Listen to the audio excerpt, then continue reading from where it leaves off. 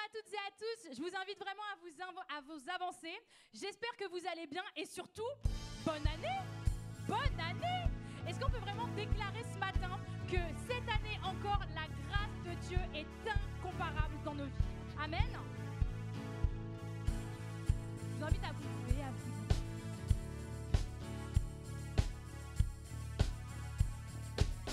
qui brise le pouvoir du mal de l'amour, qui aime d'un amour si puissant, si fort, c'est le roi de gloire, il est le roi des rois.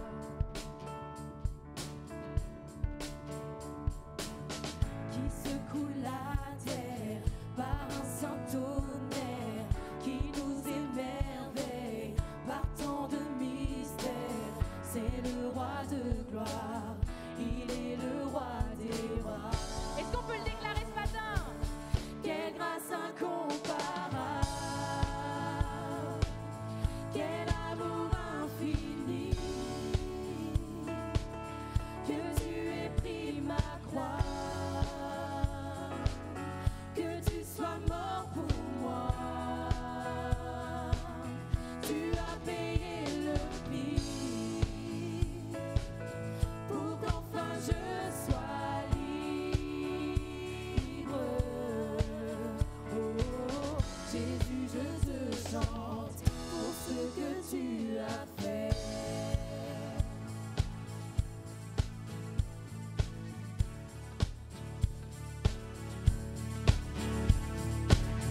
Qui ramène la paix dans la confusion, change les orphelins en fils et en filles, c'est le roi de rois, il est le roi des rois, qui règne sur les peuples dans la vérité, brille comme le soleil de tout son éclat, c'est le roi de rois, il est le roi des rois.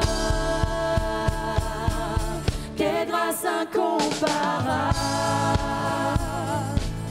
quel amour infini, que tu aies pris ma croix, que tu sois mort pour moi, tu as payé le prix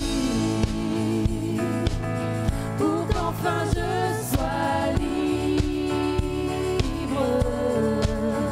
Oh, Jésus, je te chante pour ce que tu as fait. Digne est l'agneau immolé, digne est le roi vainqueur sur la mort, digne est l'agneau immolé, digne est le roi vainqueur sur la mort. Digne est l'agneau immolé, digne est le roi vainqueur sur la mort. Digne est l'agneau immolé, digne, digne, digne, quelle grâce incomparable, quel amour infini, que tu aies pris ma croix, que tu sois mort pour moi, tu as payé le prix pour qu'enfin je sois libre. Oh, Jésus, je te chante pour ce que tu as fait.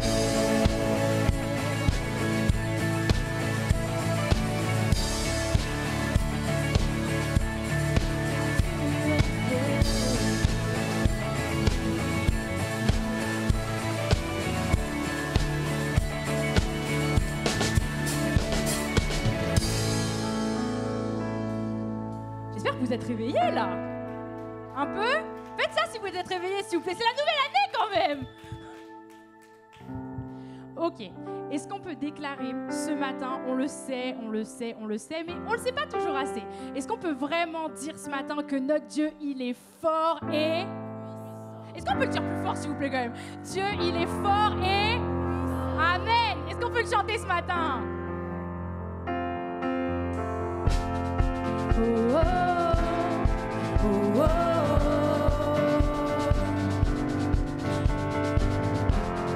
Oh, oh, oh, oh.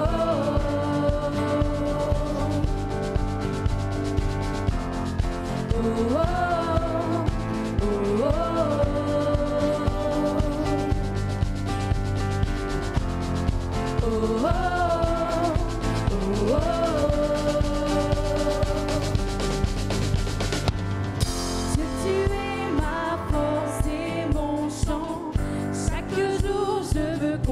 en toi, Tout-Puissant, mon Sauveur règne aux cieux.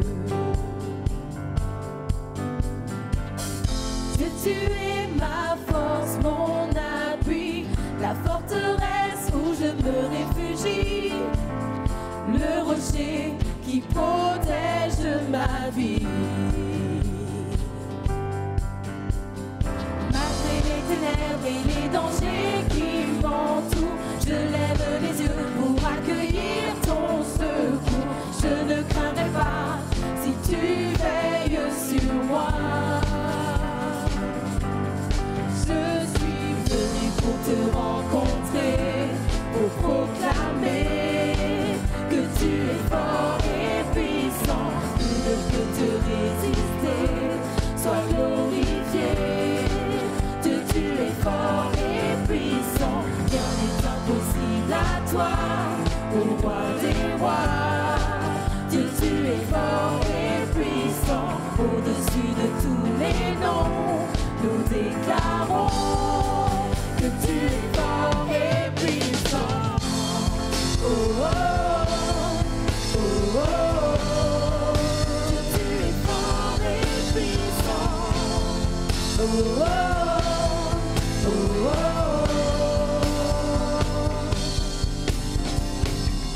Dieu, tu es ma force et mon chant, mon bouclier et mon libérateur. Souverain, mon sauveur règne aux cieux. Dieu, tu es ma force, mon appui, mon réconfort et mon plus tendre ami. Un rempart devant mes ennemis. Malgré les ténèbres et les dangers qui m'entourent, je lève la voix pour affirmer ton amour. Je ne craindrai pas si tu es près de moi. Je suis venu pour te rencontrer, pour proclamer que tu es fort et puissant. Nul ne peut te résister, sois glorifié. Dieu, tu es fort et puissant, rien n'est impossible à toi, ô roi des rois. Dieu, tu es fort et puissant, au-dessus de tous les noms, nous déclarons que tu es fort et puissant. Oh, oh, oh, oh, oh. Que tu es fort et puissant. Oh, oh, oh, oh, oh. Rien ne peut me séparer de ton amour manifesté en Jésus-Christ, mon sauveur règne aux cieux. Rien ne vous séparera. Rien ne peut me séparer de ton amour manifesté en Jésus-Christ, mon sauveur règne aux cieux. Rien ne peut me séparer de ton amour manifesté en Jésus-Christ, mon sauveur règne aux cieux. Je suis venu pour te rencontrer, pour proclamer que tu es fort et puissant. Nul ne peut te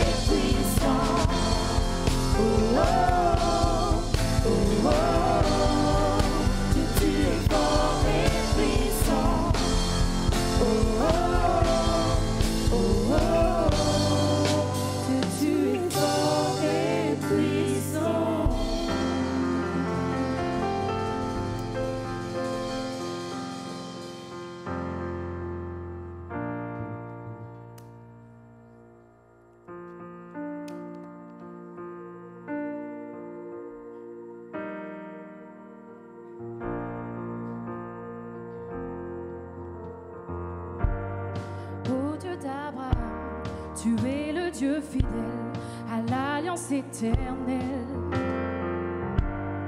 Encore et encore, oui, tu nous as prouvé que ta parole est vraie.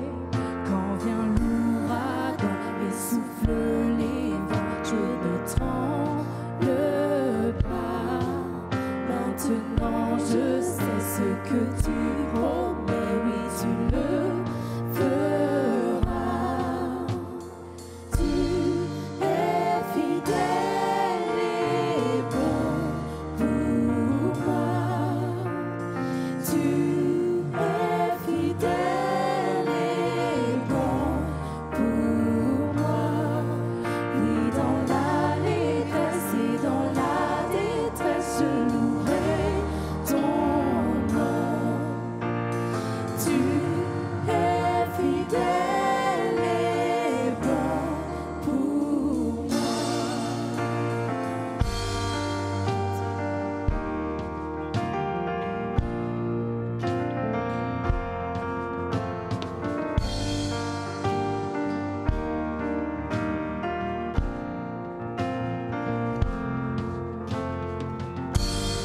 Dieu d'éternité, le monde peut passer, ta parole est certaine.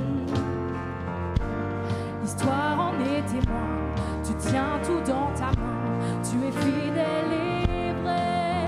Quand vient l'ouragan et souffle les vents, je ne tremble pas.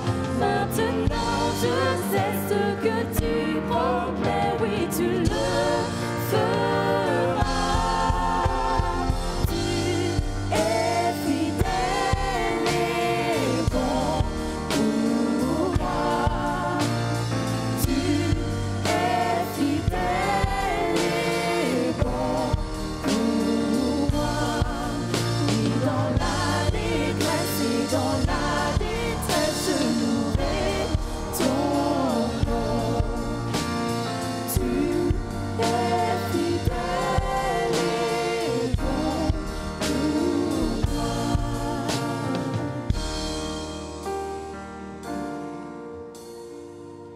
Est-ce que vraiment ce matin on peut vraiment déclarer que notre foi elle est vraiment en Jésus?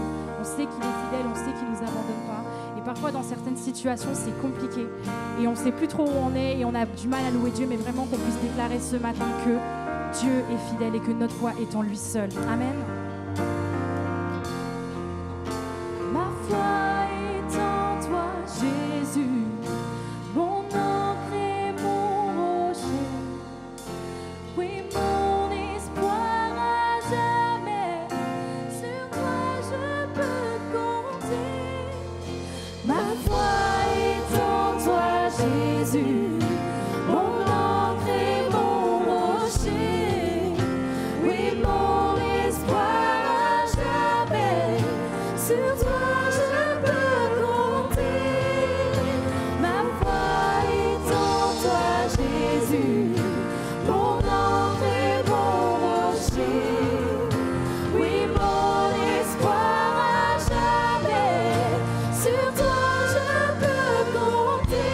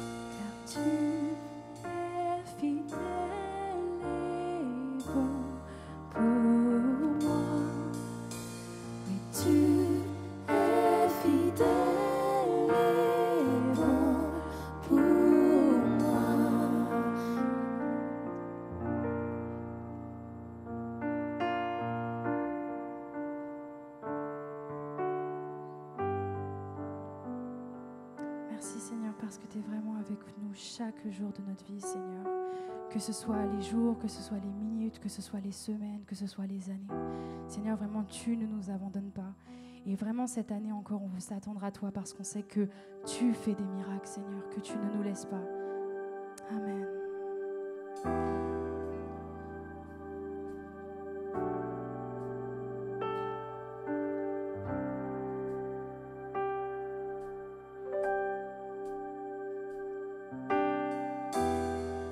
Il a rendu la vue aux aveugles et il se tient devant moi, il se tient devant moi. Il a rendu l'ouïe aux sourds et il apaise toutes mes craintes. Oui, il apaise toutes nos craintes. Et je crois en toi. Oui, je crois en toi, tu es le Dieu des miracles. Et je crois en toi, oui, je crois en toi, tu es le Dieu des miracles.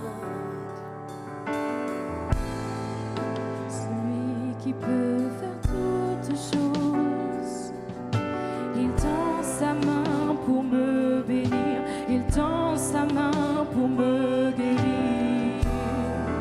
Celui qui a vaincu la mort, maintenant sa vie coule dans mes veines, maintenant sa vie coule dans mes veines. Et je crois en toi, oui je crois en toi, tu es le Dieu des miracles. Et je crois en toi, oui je crois en toi, tu es le Dieu des miracles. Le Dieu qui était, qui vient, le puissant roi ressuscité. Tu ramènes les morts à la vie. Tu es le Dieu des miracles, le Dieu des miracles.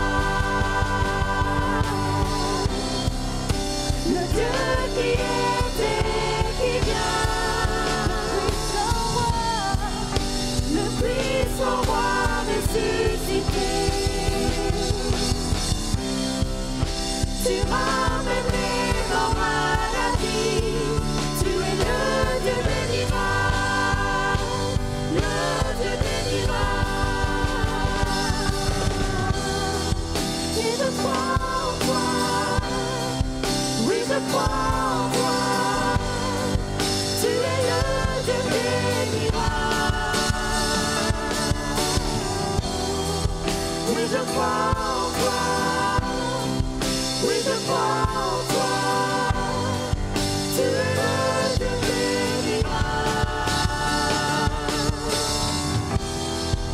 Et je crois en toi, oui je crois en toi, tu es le Dieu des miracles. Oui je crois en toi, oui je crois en toi, tu es le Dieu des miracles. Est-ce qu'on peut le proclamer ce matin, s'il vous plaît? Oui, je crois en toi. Oui, je crois en toi. Tu es le Dieu des miracles. Oui, je crois en toi. Oui, je crois en toi. Tu es le Dieu des miracles. Tu es le Dieu des miracles, Seigneur, pas seulement quand ça va, pas seulement quand ça va pas, Seigneur. Tu es toujours et éternellement le Dieu des miracles. Est-ce qu'on peut vraiment le dire une dernière fois? Nous croyons en toi, Seigneur. Et je crois en toi. Oui, je crois en toi. Tu es le Dieu des miracles.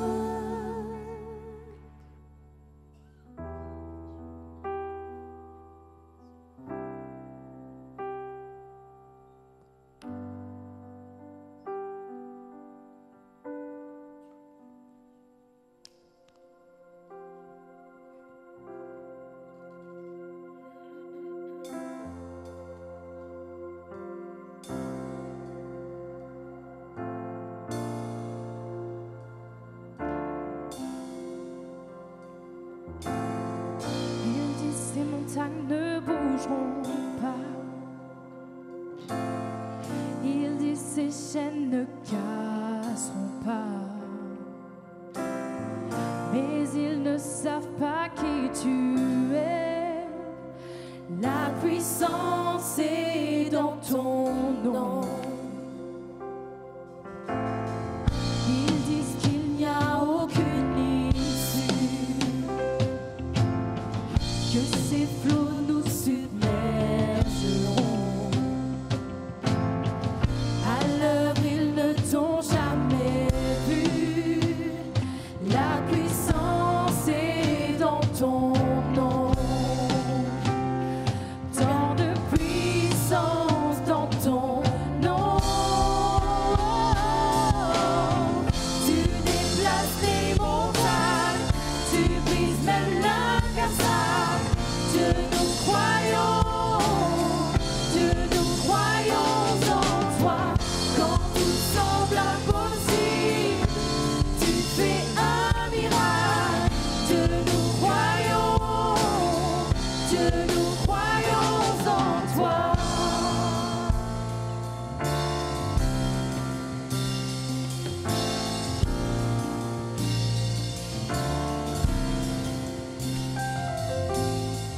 Ils disent qu'il n'y a aucune issue. Ils disent ces chaînes ne casseront pas. À l'œuvre, ils ne t'ont jamais vu. La puissance est dans ton nom.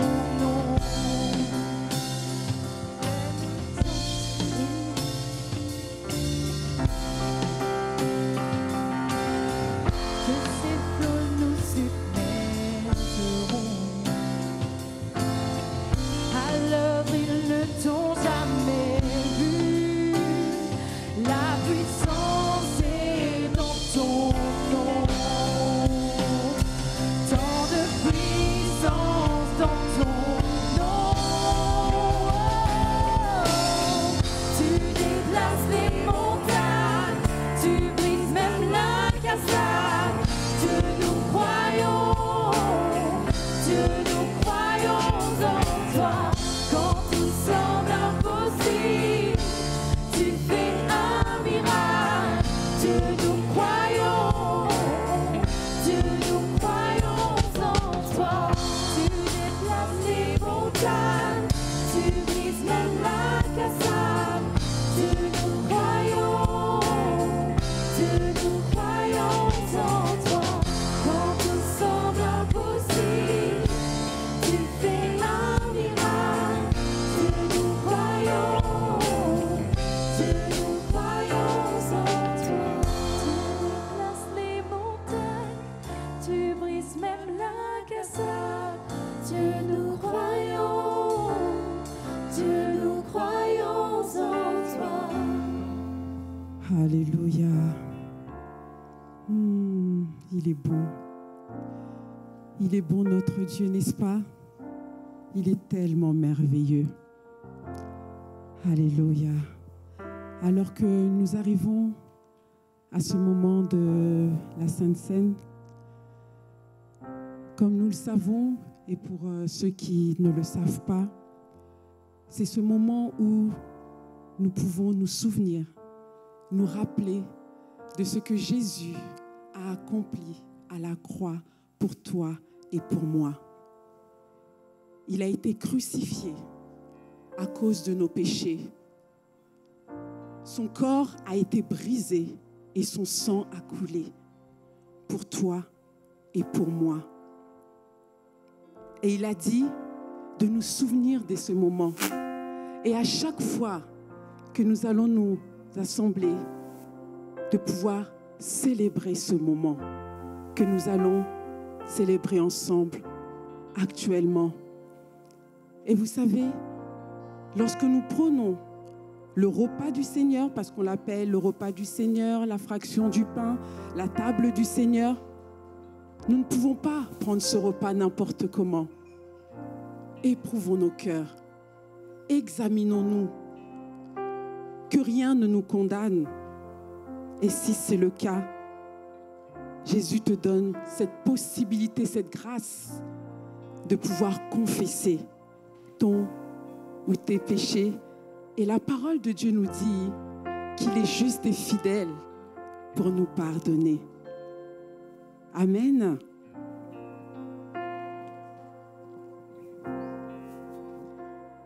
La Sainte Seine, prendre le repas du Seigneur, vous savez, ce n'est pas un rite magique. Lorsque vous faites cela, c'est par la foi.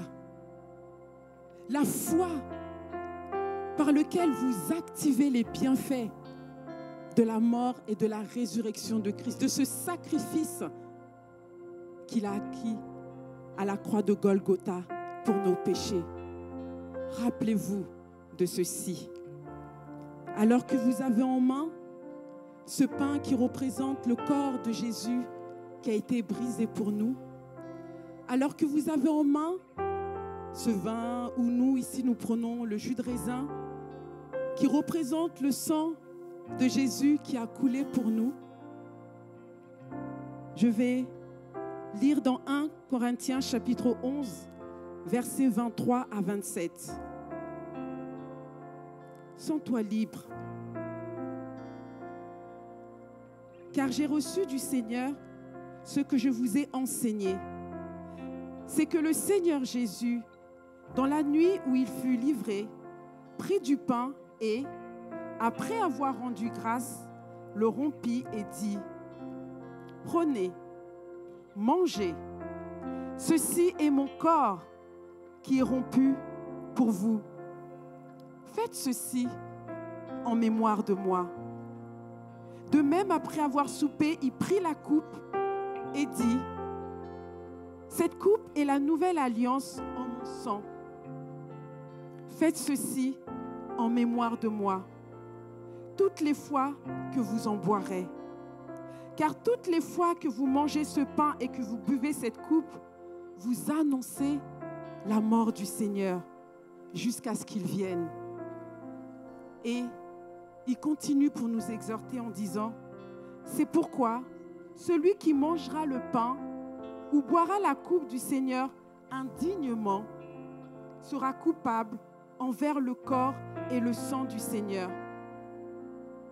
Que chacun donc s'éprouve soi-même et qu'ainsi il mange du pain et boive de la coupe, car celui qui mange et boit sans discerner le corps du Seigneur mange et boit un jugement contre lui-même. Le salut offert pour chacun de nous par Jésus lorsqu'il est mort et ressuscité. Toi aussi qui es là, qui ne vis pas encore cette grâce de Dieu, Jésus te donne l'occasion aujourd'hui même de t'approcher de lui et de pouvoir goûter à quel point il est bon. Parce que vous savez, tout ce que Jésus fait est bon. Amen. Prenons ensemble.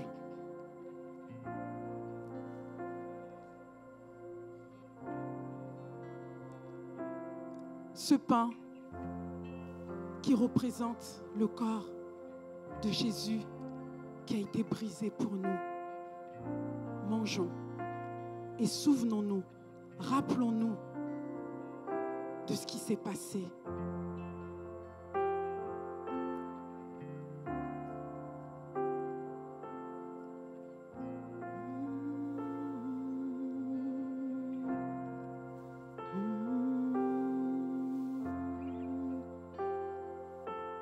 Alléluia.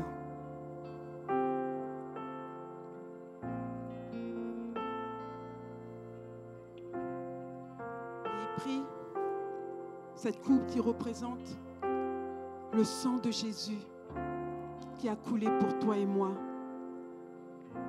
Buvons ensemble le sang qui a coulé pour nous.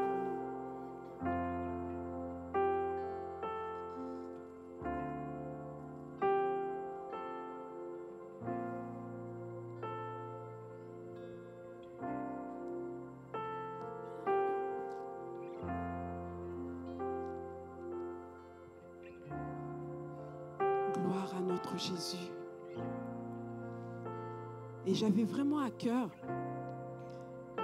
de déclarer cette prière qu'on appelle la prière sacerdotale que Jésus a faite avant son arrestation. Je ne prendrai pas tout, vous aurez l'occasion de lire cette prière chez vous, qui se trouve en Jean chapitre 17. Et je prendrai du verset 13 au verset 23, car c'est vraiment une prière que Jésus avait faite pour nous, qui est vraiment une prière très forte et très puissante. Et vous savez, durant ces moments où nous partageons le pain et la coupe, il y a des choses qui se passent. Le Seigneur est capable de te guérir. Le Seigneur est capable de te délivrer. Le Seigneur est capable de te rafraîchir, de faire des miracles dans ta vie. Je lis ce que Jésus a dit au Père. Et maintenant je vais à toi et je dis ces choses dans le monde, afin qu'ils aient en eux ma joie parfaite. Je leur ai donné ta parole et le monde les a haïs, parce qu'ils ne sont pas du monde, comme moi je ne suis pas du monde. Je ne te prie pas de les ôter du monde, mais de les préserver du mal. Ils ne sont pas du monde, comme moi je ne suis pas du monde. Sanctifie-les par ta vérité. Ta parole est la vérité. Comme tu m'as envoyé dans le monde, je les ai aussi envoyés dans le monde, et je me sanctifie moi-même pour eux, afin qu'eux aussi soient sanctifiés par la vérité.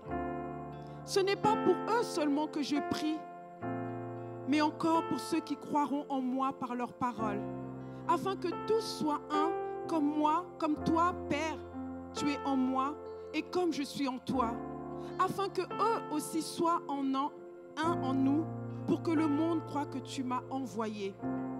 Je leur ai donné la gloire que tu m'as donnée, afin qu'ils soient un comme nous sommes un, moi en eux et toi en moi, afin qu'ils soient parfaitement un et que le monde connaisse que tu m'as envoyé, que tu les as aimés comme tu m'as aimé. Amen. Amen. Afin que le monde sache que tu les as aimés comme toi tu m'as aimé. Durant l'année 2022, beaucoup d'entre nous, nous avons fait des prières au Seigneur. Certaines prières ont été exaucées et d'autres, je ne dirais pas qui n'ont pas été exaucées, mais je dirais qu'ils sont en chemin. Ils arrivent. Les promesses de Dieu vont s'accomplir. Si tu as des sujets que tu veux présenter à Dieu ce matin, sens-toi libre et présente ces sujets au Seigneur. Et pendant qu'ensemble, nous prions, je vais déclarer dans ta vie, dans nos vies, que les promesses de Dieu sont oui et amen. Que ce qu'il a prévu pour toi, il accomplira. Père, merci pour ta parole qui est la vérité. Merci pour ce que tu as fait à la croix. Tu es mort et ressuscité pour nous afin que nous ayons la vie. Père, tu vois les sujets de chacun, de tes enfants et même ceux qui deviendront tes enfants, Père. Je te prie, exauce-nous, non pas par notre propre volonté, mais par ta volonté, car nous savons que le temps des exaucements, Seigneur, c'est le tien qui est le meilleur. Et nous voulons attendre patiemment ce temps où tu as prévu d'accomplir tes promesses dans nos vies. Père, délivre. Père, guéris. Père, rafraîchis ton peuple. Père, restaure, afin que le monde croie que tu es le Dieu des miracles, afin que nous puissions nous réjouir davantage et glorifier ton saint nom, car la gloire te revient à toi seul. Merci Père, Merci pour ce que tu as déjà fait les années précédentes, ce que tu as fait dans l'année 2022 et ce que tu feras encore en cette année 2023. Nous te bénissons, nous te glorifions. Reçois notre reconnaissance. Dans le puissant nom de Jésus, nous avons ainsi prié. Amen. Tu déplaces les montagnes, tu brises même l'incassable. Dieu, nous croyons en toi. Quand tout semble impossible, tu fais un miracle. Dieu, nous croyons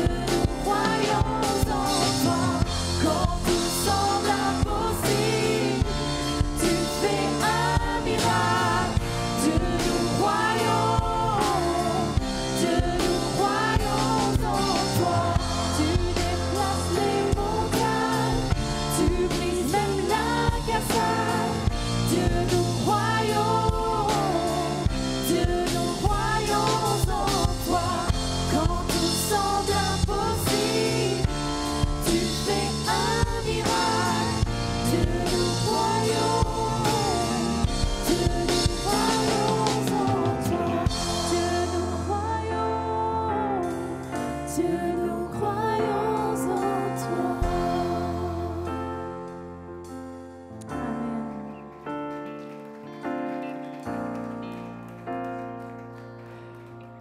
L'année commence bien, hein? Alors là, ça va être le petit moment que vous attendez tous depuis le début. Je le sais. Vous avez l'autorisation officielle d'aller câliner le voisin à gauche ou à droite.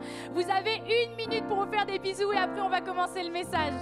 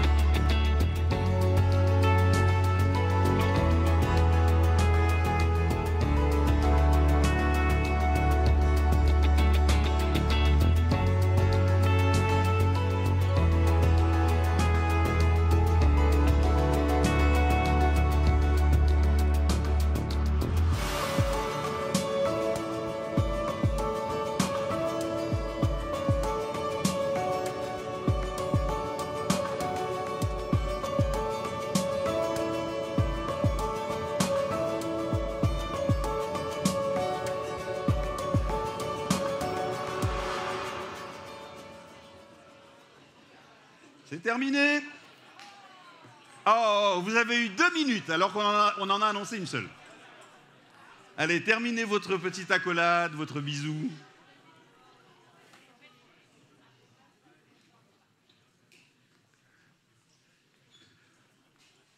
Alors, je veux bien un petit peu de lumière parce que je ne vois personne. Si ce n'est plein de reflets sur mes lunettes. Alors, la petite minute est terminée. Ah, merci, c'est un petit peu mieux. Bienvenue à vous tous. J'aimerais qu'on souhaite une chaleureuse bienvenue à ceux qui sont là pour la toute première fois. Si c'est la première fois, mettez-vous à l'aise. Ça devrait bien se passer. Ça, c'est que les premières fois. Après, on ne sait pas. Sinon, j'aimerais présenter, alors on a fait beaucoup de bonne année, etc. J'aimerais vous présenter mes vœux pour cette année. Alors j'espère que la voix est en train de s'arranger parce que ça va, 1, 2. Vous m'entendez mieux, ça a l'air un petit peu mieux. C'est trop fort, ouais. 1. C'est bon, ça va? Ah, super, merci. C'est trop faible? Non. Vous m'entendez? Tout le monde m'entend bien? Au fond, vous m'entendez? Super.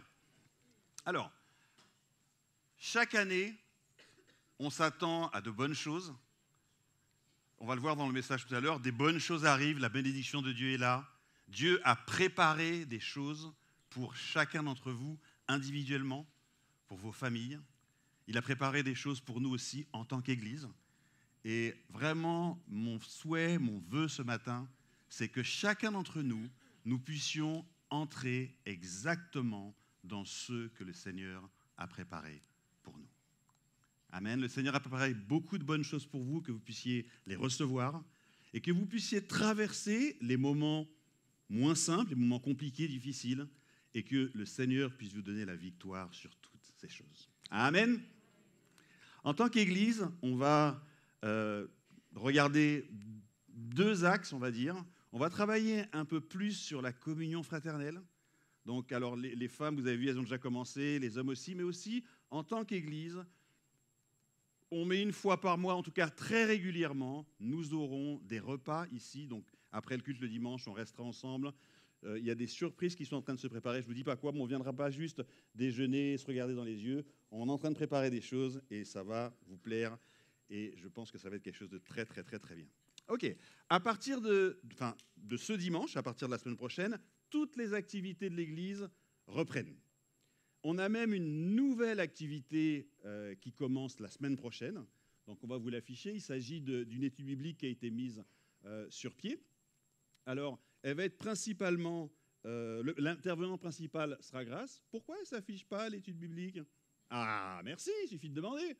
Donc, alors, pour éviter de vous faire revenir une soirée en semaine, on s'est dit, alors on essaye, on verra bien comment ça va, vous venez au culte le dimanche, histoire de venir juste un peu plus tôt, on pourrait faire une étude biblique de 9h à 10h, pour ceux qui le souhaitent. Alors, cette étude biblique, elle n'est pas ouverte à tous, elle est ouverte à ceux qui sont déjà baptisés, qui ont déjà fait le premier parcours, c'est-à-dire l'étude biblique de base qui emmène jusqu'au baptême.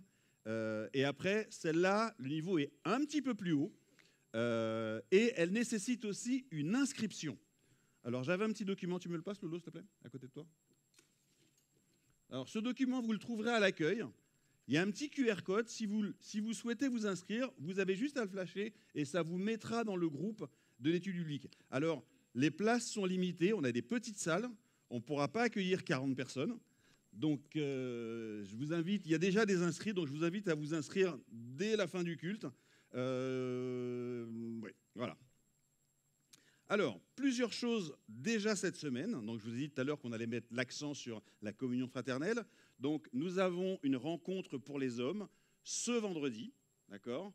Ouais, ça commence bien. Alors, ça ne sera pas un barbecue. Le groupe qui organise a décidé d'organiser quelque chose d'autre. En tout cas, je vous garantis que ça vaut le détour. Pour une question d'organisation, on souhaiterait savoir ceux qui souhaitent venir. Donc, on vous enverra un petit lien rapidement et vous aurez juste à mettre « Je participe » ou « Je ne participe pas ». Et comme ça, on pourra prévoir. C'est pour vendredi, donc vous l'aurez aujourd'hui ou demain dans votre boîte. Et je vous demande de répondre très rapidement qu'on puisse s'organiser. Juste le lendemain, donc le 14, il y a une rencontre pour les femmes, rafraîchissement. Alors, il y a plusieurs églises qui se rencontrent. Il y a l'église d'Orsay, l'église d'Évry, plus nous. Donc, d'accord, c'est un petit déjeuner. Limours et Gometz, pardon. Donc, 9h30, c'est un petit déjeuner amélioré. Donc, surtout, ne mangez rien avant de venir. Je vous rappelle qu'on sera en jeûne, mais je vais le dire juste après. Sauf les événements comme ça, bien sûr. Hein, d'accord. Donc, l'idée, alors c'est nous qui accueillons, ça se passe ici. Donc, l'idée, c'est quand même qu'il n'y ait pas 60 personnes des autres églises et 4 personnes de chez nous. Donc, voilà. Mesdames, je vous invite vraiment à vous mobiliser, à vous inscrire. Donc, vous avez reçu l'inscription, normalement. Qui n'a pas reçu l'inscription? OK, il y en a quelques-unes. Donc, je vous invite à vous inscrire à l'accueil. D'accord? Et ceux qui l'ont reçu, répondez. Là encore, pour une question d'organisation. Alors, j'ai sauté une petite annonce très importante. Souvenez-vous, nous rentrons à partir de ce soir dans une semaine, dans 3 semaines de jeûne et de prière. Alors là, il manque un petit truc à sa présence, c'est afin d'être renouvelé dans sa présence. Et vraiment, ça va être un des thèmes de cette année également, être renouvelé dans sa présence. Une fois par mois au moins, on aura un vendredi, une réunion d'adoration qui s'appelle Au pied de l'autel, vous le savez, vous commencez à y participer. Et on s'attend vraiment à ce que le Seigneur nous renouvelle sa présence, vienne nous toucher. Il a commencé déjà à faire des choses et on s'attend à beaucoup plus. Donc, ces 3 semaines de jeûne et prière, faites-les comme vous voulez. Ce que je dis la dernière fois, c'est n'ayons pas juste, OK, je vais jeûner un jour dans les 3 semaines. Essayons d'avoir 3 semaines de jeûne et prière, que ce soit juste un repas ou dans la semaine, on jeûne 2 jours. Mais en tout cas, on est concerné par ces 3 semaines. Vous me suivez? Vous êtes d'accord avec moi? Super. Donc, on fait ça. Rencontre des hommes, ben, OK, on a tout vu. Hein. Rappelez-vous le petit covoiturage pour ceux qui ont besoin d'être véhiculés. Eh ben, on a fait le tour. Alors, à partir de ce dimanche, on commence une toute nouvelle série qui s'appelle Grandir. Et ce matin, donc c'est moi qui fais la première session. Et le thème, ou plutôt le sujet, ça sera Grandir vers une confiance plus accrue de Dieu. À tout de suite. Tu sais, un des pires sentiments qui puisse exister, c'est le sentiment d'être seul. C'est pour ça que l'isolement est l'une des punitions les plus cruelles dans toute l'histoire de l'humanité. En effet, nous avons été conçus pour être en relation avec d'autres personnes. La chose la plus significative dans une vie, c'est d'être véritablement connu de quelqu'un d'autre. Mais ça peut vraiment devenir effrayant aussi. Je veux dire, et si je décevais quelqu'un? Ou qu'arriverait-il si on apprenait qui je suis réellement? Ou qu'on ne veuille pas m'aimer au final? Comment fait-on pour trouver de vraies relations? En fait, la Bible nous parle de toutes ces choses. Il est écrit que Dieu a créé le monde pour partager avec nous la beauté de l'existence. Le désir de Dieu est que nous ayons des relations profondes, que nous fassions partie d'une famille, que nous puissions créer et partager notre travail avec les autres. Tout en étant dépendants de Dieu comme notre source de vie et d'amour. Mais le problème, c'est qu'il y a plein d'obstacles à cela. Il y a la solitude, la peur, la haine. La Bible avance qu'il s'agit du résultat d'une déconnexion avec Dieu. Sans Dieu, nous ne savons plus qui nous sommes vraiment. Mais au centre de l'histoire de la Bible, il y a Jésus qui veut nous ramener dans une relation avec Dieu. Jésus a déclaré que Dieu nous aime pour qui nous sommes, et qu'il nous appelle à entrer dans une relation avec lui, peu importe nos erreurs. Et quand tu réalises à quel point Dieu t'aime, et qu'il n'a pas honte de toi, ça change tout. Ça t'apporte une source d'amour qui ne vient pas de toi. Donc la Bible nous appelle à entrer dans la plus importante des relations. Oui, elle nous demande de connaître et d'être connus du Créateur. Dieu lui-même.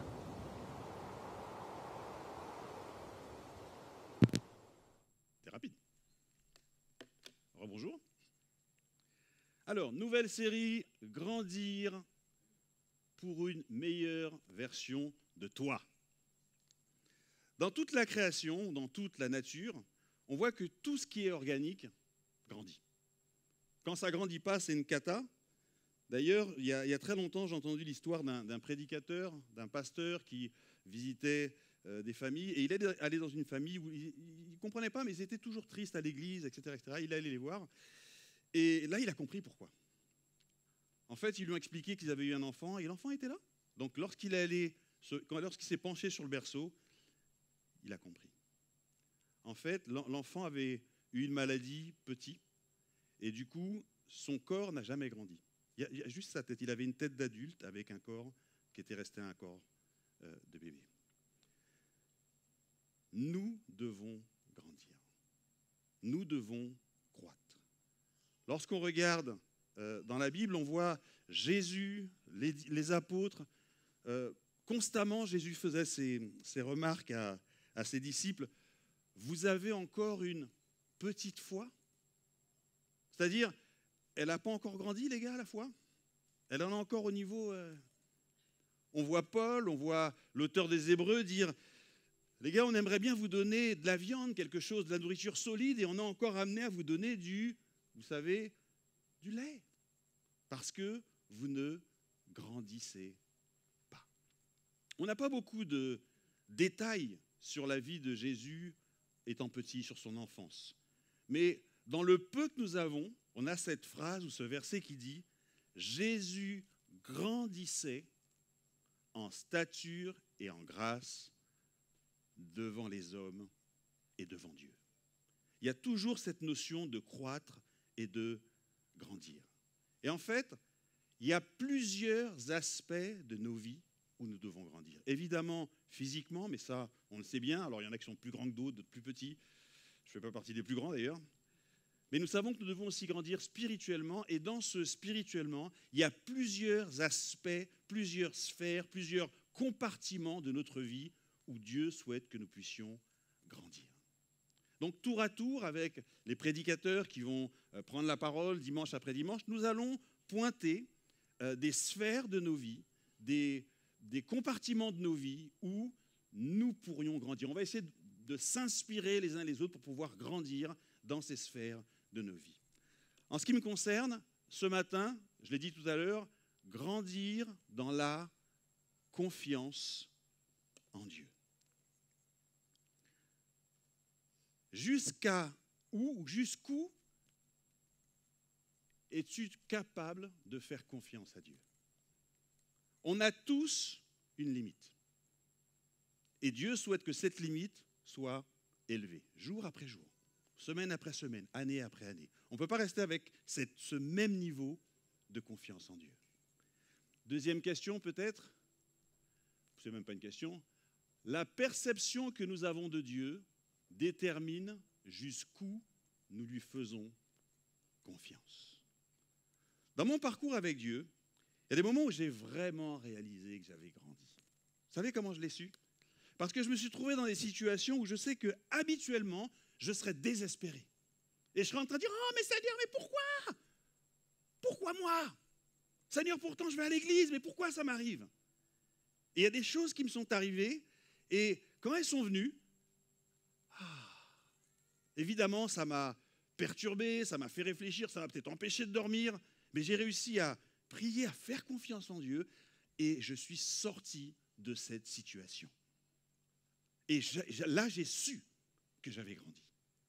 Et vous savez, il y en a quelques-unes, et il y en a qui sont passées il n'y a pas très longtemps, vous savez, avec la construction, où j'ai été complètement dépassé par ce qui se passait, et j'ai été vraiment submergé, et j'ai su que ma foi n'était pas suffisante.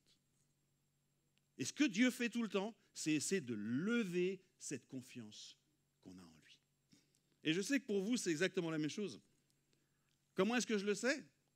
C'est que dans vos vies, tout n'est pas un long fleuve tranquille. De temps à autre, des fois un peu trop souvent, il y a des choses qui nous arrivent qu'on n'attendait pas, on ne s'attendait pas, on ne pouvait pas croire que ça pourrait arriver. Et ça nous amène à quoi? À nous tourner vers Dieu. Quelquefois, on sent que notre foi, elle n'est pas suffisante. On va chercher des gens pour prier avec nous. On s'inscrit dans le temps des miracles. On profite de ce que Mi est en train de prier pour jumeler notre prière à la sienne, pour être sûr que... Mais c'est exactement ce que Dieu fait tout le temps. Pourquoi? Parce qu'il souhaite que notre confiance en lui grandisse. Pour illustrer ce propos, on va regarder la vie de quelqu'un, la vie d'un gars. Alors, dans la Bible, on aurait pu en prendre plusieurs. Et on voit vraiment... Dieu, on voit le début de la vie de plusieurs personnes, on voit comment il commence, et on voit comment Dieu l'élève à un niveau, et à la fin de sa vie, alors souvent ça prend des dizaines d'années, mais il arrive à un tel niveau de confiance en Dieu. C'est exactement ce que Dieu veut pour chacun d'entre nous. Et là, on va regarder la vie de je ne pouvais pas en prendre un autre que celui qu'on appelle le père de la foi. Et vous allez me dire qui c'est? Abraham. Mais oui, mais oui. Souvent, on lit la Bible, on oublie un peu le contexte, on oublie un petit peu comment est-ce que ça pourrait arriver. Et puis en plus, surtout, on connaît tellement bien les histoires de la Bible que lorsqu'on lit le début d'Abraham, on sait qu'il gagne à la fin. On sait qu'il a son enfant à la fin. On sait que, voilà, on connaît la fin, donc il n'y a pas autant de suspense. Mais il faudrait qu'on se dise que 30 ou 40 ans avant, le gars, quand il était dans la situation, il ne savait rien de la fin. Comme nous, lorsque nous sommes dans les situations, nous ne connaissons pas la fin, mais Dieu, lui, la connaît. Et en vrai, on devrait se dire, on connaît la fin de l'histoire, on ne connaît pas les détails, mais on sait que ça serait une fin heureuse, parce que Dieu est avec nous, n'est-ce pas? N'est-ce pas? Amen. Ok, on regarde Abraham. Alors, et je crois que je ne suis pas dans l'ordre. Presque, je la laisse quand même. Alors déjà, si on va prendre vite fait Abraham. Alors vous savez que c'était il y a très très longtemps.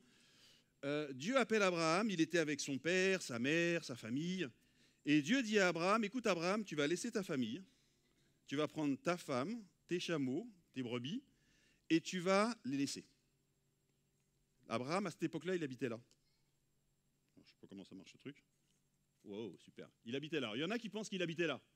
Mais ce qui est plus probable, c'est ici, du côté de l'Irak, il était là. Et Dieu lui dit, écoute, tu laisses ta patrie, tu laisses tout ça, eux, ils vont par là, tu vas dans un autre chemin. Et moi, je vais te donner une descendance, une prospérité, je vais faire de toi un grand peuple, et je vais aussi te montrer un endroit où tu vas devoir habiter, un territoire que je vais te donner.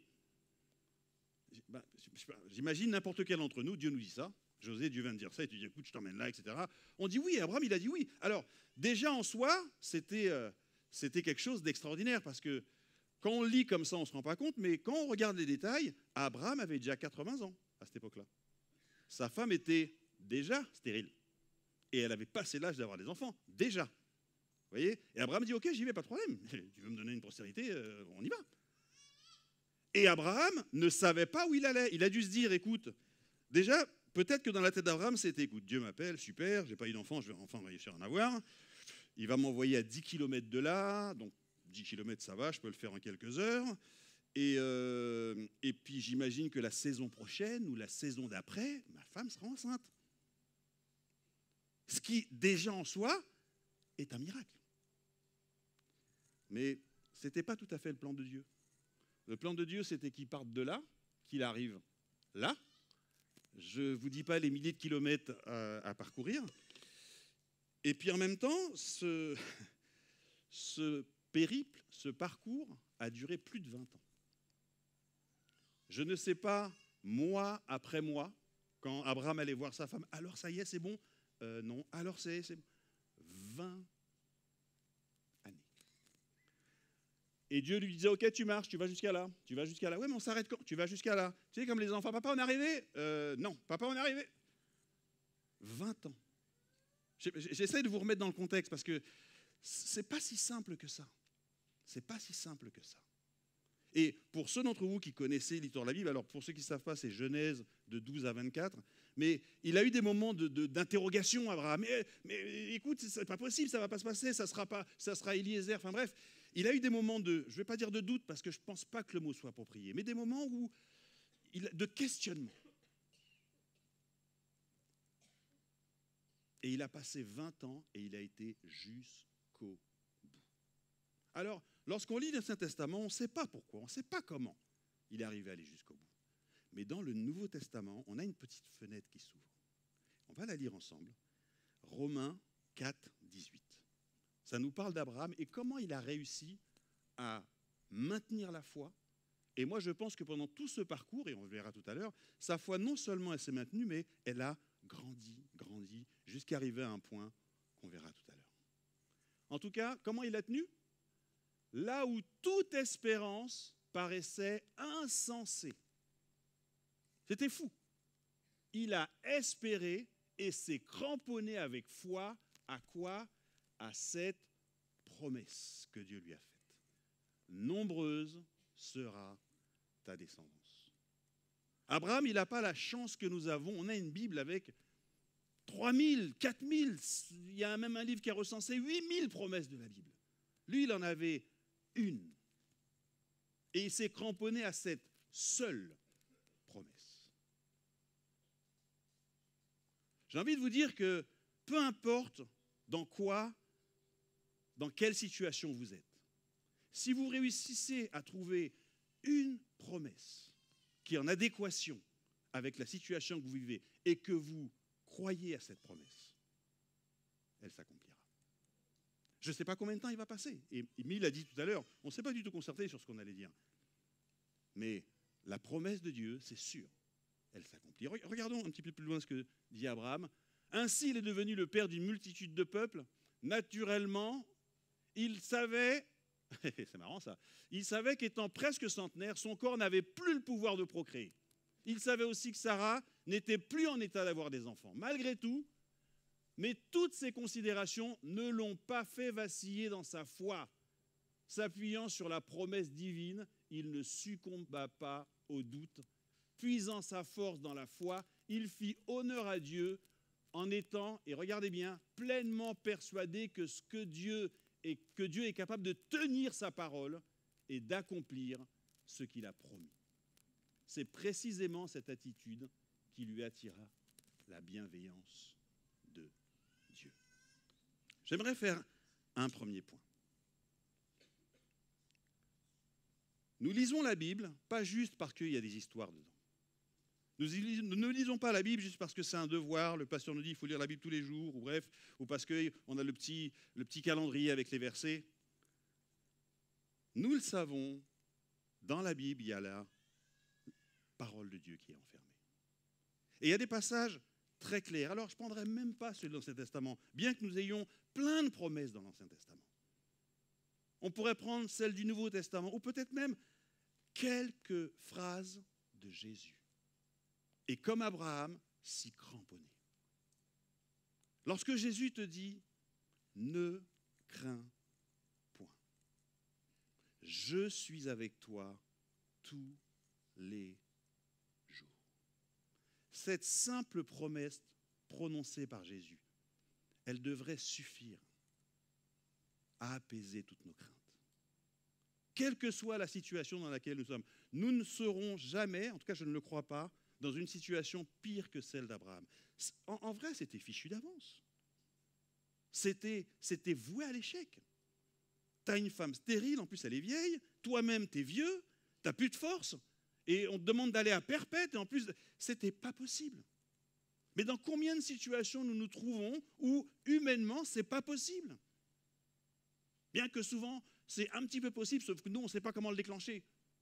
En tout cas, rien n'est impossible à Dieu. Et il n'y a rien, aucune situation que tu peux affronter ou que tu affronteras qui soit trop difficile pour Dieu. Mais en fait, ce que Dieu fait, parce qu'il souhaite lever ton niveau de confiance en lui, c'est qu'il te mettra dans une situation qui est un petit peu au-dessus de la confiance que tu lui ferais normalement. Pour que tu puisses rehausser, ou pour qu'il puisse rehausser ton niveau de foi. Vous savez pourquoi ça a pris 20 ans à Abraham? C'est simple. Parce que ce à quoi Dieu appelait Abraham, son niveau de foi, il n'était pas assez haut. Il a dû rehausser son niveau de foi jusqu'au niveau où il pouvait rentrer dans cette promesse. Et jour après jour, semaine après semaine, année après année, Abraham a traversé des épreuves. Et on peut les voir lorsqu'on lit ces livres, ces chapitres dans la Genèse. On les voit. Et Abraham, il avait même peur de dire que sa femme, c'était sa sœur. Il avait même peur de dire que sa femme, c'était sa femme. À 2 reprises, il a dit « c'est ma sœur, ne me faites pas de mal ». Le mec super lâche. Et Dieu l'a pris de là où il était et il a monté sa foi, épreuve après épreuve. Et c'est exactement ce que Dieu veut faire avec toi. Ne nous contentons pas du niveau de confiance en Dieu que nous avons. Et effectivement, il nous permet aujourd'hui de vivre en paix avec l'environnement qui est autour de nous, mais je ne veux pas être un animal ou un oiseau de mauvais augure, mais le Seigneur souhaite que tu grandisses dans ta confiance en lui. Et je sais que tu vas te trouver dans des situations qui te dépassent, où tu vas devoir tourner tes yeux vers Jésus. Seigneur, je suis fatigué, je suis chargé, tu as promis de me donner du repos. Tu as promis de prendre mon fardeau. Et nous allons le vivre. Amen. Alors, tout le monde comprend que cette épreuve, ou ces épreuves successives, ou déjà dès le début du processus dans lequel Dieu a mis Abraham, c'était compliqué, mais on va terminer avec un passage où Dieu a trouvé que ce n'était pas suffisant. Il fallait encore éprouver Abraham. Là, ce n'était pas suffisant. En plus, il a bien répondu. Mais en général, c'est ça. Hein, quand on marche avec Dieu et que ça se passe bien, bah, Dieu nous donne des épreuves supplémentaires pour qu'on puisse grandir encore plus. Alors, regardez, Dieu tranquille, hein, et puis il met le ton, il met les... Par la suite, entre-temps, Abraham a été jusqu'au bout, Isaac est né, et là, Isaac, c'est un jeune garçon, il a peut-être 16, 17 ans, et Dieu, il dit, OK, ben on va faire un truc là. Par la suite, Dieu dit à Abraham, Dieu mit Abraham à l'épreuve. Ce n'était pas suffisant. Il appela Abraham, il l'appela, et Abraham répondit, oui, je t'écoute. Dieu reprit. Regardez bien ce que Dieu lui dit, pour ceux qui ne le savent pas. Prends ton fils, Isaac, ton unique, que tu aimes tant. C'est un peu... Va dans le pays de Moria, sur une montagne que je t'indiquerai, et là, offre-le-moi en sacrifice. Waouh! Tandis qu'ils marchaient tous les deux, alors j'ai enlevé des passages, hein, mais en fin de compte, ils ont marché pendant 3 jours. Je ne sais pas ce qu'Abraham pensait pendant les 3 jours. Vous savez, vous marchez, il faut que j'offre mon fils en sacrifice. Enfin, je ne sais pas comment il dormait. Bref, j'ai coupé, mais là, tandis qu'ils marchaient tous les deux, parce qu'à un moment donné, il a dit à ses serviteurs, restez là, il est parti juste avec Isaac. Isaac s'adressa à son père, Didier, on se calme. Tandis qu'ils marchaient tous les deux ensemble, Isaac s'adressa à son père, Abraham. Mon père, dit-il. Celui-ci répondit, il manque des mots, je t'écoute, mon enfant. Nous avons le feu, nous avons le bois, dit Isaac, mais où est l'agneau pour le sacrifice? Et là, on a une petite idée déjà de ce qu'il y a dans le cœur d'Abraham. Abraham répondit, mon fils, Dieu veillera lui-même à procurer l'agneau. Ils continuèrent la route, tous les deux ensemble. Quand ils arrivèrent au lieu que Dieu lui avait indiqué, Abraham construit un autel, il déposa le bois, puis il lia Isaac, son propre fils, le plaça sur l'autel, par-dessus le bois. Et alors qu'il tendit la main, il saisit le couteau pour égorger son fils. Mais du ciel, un ange, vous connaissez l'histoire, l'interpella, Abraham, ne porte pas la main sur l'enfant, maintenant je sais que tu respectes l'autorité de Dieu puisque tu n'as pas refusé ton propre fils unique. Relevant la tête, Abraham aperçut un bélier retenu par les cornes dans les buissons et alla le prendre et l'offrit en sacrifice à la place de son fils. Et ce lieu a été appelé, vous avez une autre version qui dit « L'Éternel pourvoira, le Seigneur y veillera, il pourvoira à l'agneau ». Pourquoi? Bref. Ah! Trop vite.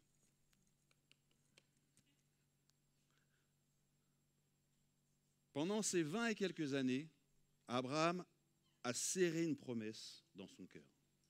Et c'est ce qui l'a emmené à traverser toutes les épreuves de la vie et arriver là où Dieu voulait qu'il aille. Là, on est dans quelque chose d'autre. Et là, c'est encore le Nouveau Testament qui nous le révèle. Comment Abraham a pu avoir le courage, la force, comment est-ce qu'il a pu se décider avec autant de détermination, on le voit dans ces versets, à emmener son fils et le sacrifier. Et dans le Nouveau Testament, donc je vous l'ai affiché, il y en a qui lisent vite, Abraham estima que Dieu avait le pouvoir de ramener Isaac d'entre les morts. D'autres versions disent « Il croyait fermement que Dieu allait ressusciter Abraham ». Abraham, là, son niveau de foi, il n'était plus à « je tiens une promesse ». Il avait une perception de Dieu qui lui permettait de faire des choses parce qu'il avait compris qui était Dieu. Il avait compris combien Dieu était puissant. Il avait compris combien Dieu pouvait agir en sa faveur. Notre parcours, même s'il est différent de celui d'Abraham, ce n'est pas la même époque, mais les principes sont les mêmes. Le premier niveau, c'est d'arriver à se saisir des promesses de Dieu pour chacune des situations de notre vie. Amen. Nous ne pouvons pas nous permettre, lorsqu'une situation arrive, de baisser la tête ou de pleurer. Non, nous devons apprendre à, dans la parole de Dieu, dans les textes que nous lisons, à nous saisir avec foi de ce que nous savons que Jésus promet. Je vais vous en citer quelques-unes des promesses. Il n'y a pas besoin d'aller chercher très loin. Moi, au début, je ne savais pas, j'avais acheté le livre, les 600 promesses, ou je ne sais pas quoi, et j'en cherchais plein, je voulais toutes les apprendre par cœur, les réciter, je les répétais plusieurs fois. Il n'y a pas besoin. Il n'y a pas besoin. Une seule suffit. Déjà, si vous êtes convaincu dans votre cœur que cette parole de Jésus, je suis avec toi tous les jours, si vous avez celle-là, vous avez déjà beaucoup. En ce qui me concerne, j'ai mis du temps. Mais vous savez, quand quelque chose m'arrive, la première promesse que je saisis, c'est « Seigneur, je sais que tu es avec moi ». Et vous ne vous imaginez pas comment ça me calme. Ça ne m'apporte peut-être pas de réponse immédiate au problème. En tout cas, ça me plonge dans une paix profonde. Tu es avec moi. Ça veut dire qu'il y a de l'espoir. Ça veut dire qu'il y a une solution. Parce que je sais que tu m'aimes. Et vous savez, quand c'est compliqué, quand je me sens lourd, quand c'est difficile à porter, et on ne peut pas forcément le partager avec ceux qui sont autour de nous, je me souviens d'une autre promesse de Jésus. Qui est vous tous qui êtes fatigués et chargés, n'importe lequel, venez à moi et je vous donnerai du repos. Et je ne peux pas vous dire combien de fois j'ai expérimenté ce repos quand ça n'allait vraiment pas. On trouve le chemin d'aller jusqu'à Jésus. Et on trouve du repos. Alors après, il y a des promesses spécifiques. Pour des problèmes matériels et financiers peut-être. Mon Dieu pourvoira à tous mes besoins. Mais je ne vais pas vous citer toutes les promesses, vous en connaissez plein. Mais l'idée, c'est de ne pas juste avoir les promesses de Dieu dans la tête. Mais lorsque nous sommes dans une situation comme Abraham, on se dit que celui qui a fait la promesse, il tiendra sa parole. Il ne peut pas en être autrement. Ce n'est pas possible. La promesse s'accomplira. Alors maintenant, je ne sais pas où est-ce que toi, tu en es dans ta vie. Peut-être que, comme Abraham, Dieu t'a parlé un jour, Dieu t'a montré un chemin. Tu as marché sur ce chemin avec lui. Tu étais plein d'espoir. Tu serrais sa parole dans ton cœur. Et peut-être que quelque chose, une situation, quelqu'un, ou peut-être que tu ne comprenais plus le chemin. Et quelque part, tu t'es arrêté sur le chemin. Je crois que le Seigneur veut te dire ce matin, j'en ai pas fini avec toi. Tu peux reprendre ce chemin, même si ça fait longtemps que tu l'as laissé. Reprends ce chemin avec moi. Peut-être que tu fais partie des personnes qui aujourd'hui sont dans des situations difficiles, compliquées, et ça fait longtemps. J'ai envie de te dire que trouve la promesse à ta situation et accroche-toi. Dieu est fidèle. Dieu est fidèle. Il accomplira sa parole dans ta vie. Pour ceux pour qui la vie est tranquille, super, tout va bien. J'ai la bonne nouvelle de vous dire que le Seigneur ne vous laissera pas comme ça. Ah ben non. Le Seigneur veut que nous grandissions. Vraiment. Il veut que nous arrivions à un niveau de confiance en lui. Même plus que ça, que nous ayons une perception de lui qui soit beaucoup plus grande que celle que nous avons aujourd'hui. Et ça passera par des mini-épreuves. Mais en tout cas, ce qui est important, c'est qu'à chaque épreuve, nous ne la subissions pas.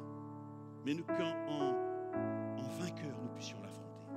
Seigneur, ce moment difficile est là, mais je sais que tu es avec moi. Et je sais que je vais traverser. Et plus ça va, moins on aura peur. Je peux vous dire que j'ai eu des grosses craintes, des grosses frayeurs, des nuits sans dormir, à crier à Dieu. Mais il y a des situations pour lesquelles aujourd'hui, ça ne se passe plus comme ça.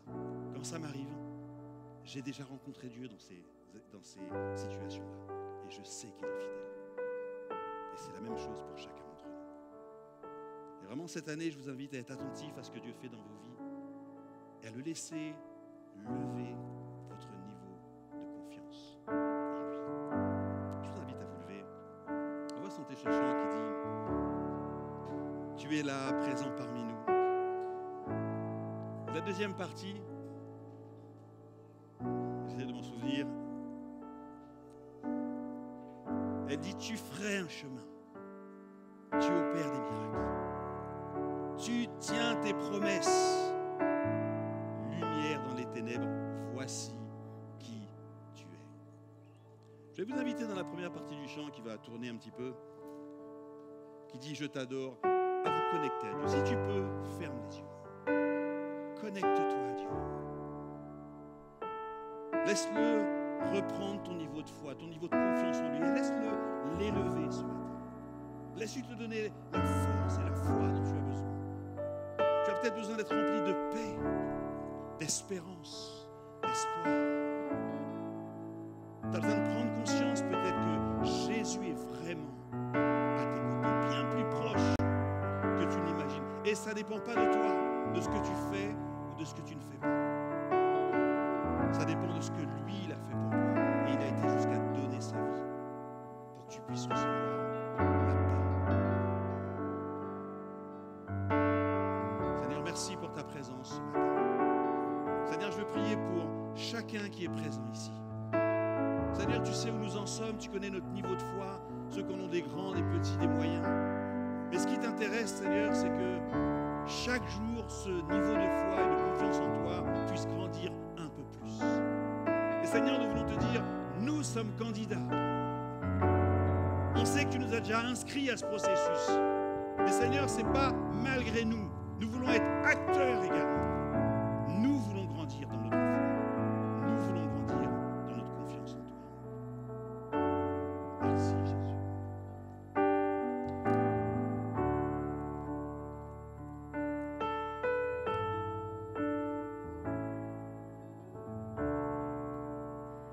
Tu es là, présent parmi nous.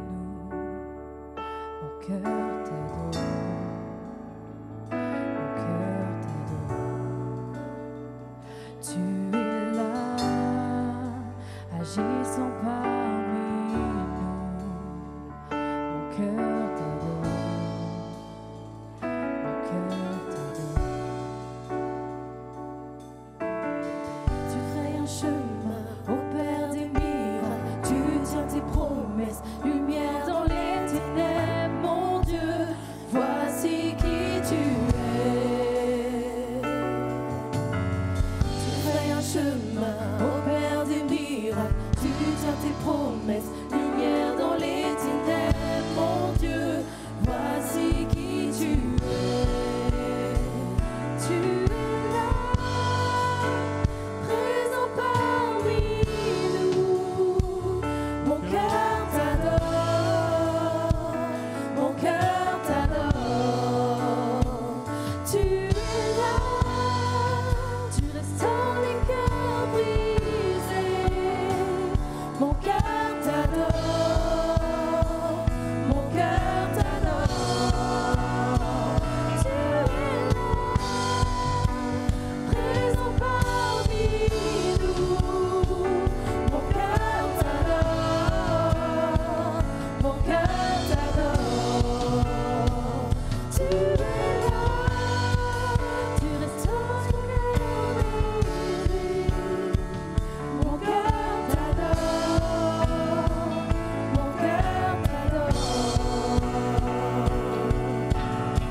Tu fais un chemin au Père des miracles, tu tiens tes promesses, lumière dans les ténèbres, mon Dieu, voici qui tu es. Tu fais un chemin au Père des miracles, tu tiens tes promesses, lumière dans les ténèbres, mon Dieu, voici qui tu es. Tu ferais un chemin au Père des miracles, tu tiens tes promesses, lumière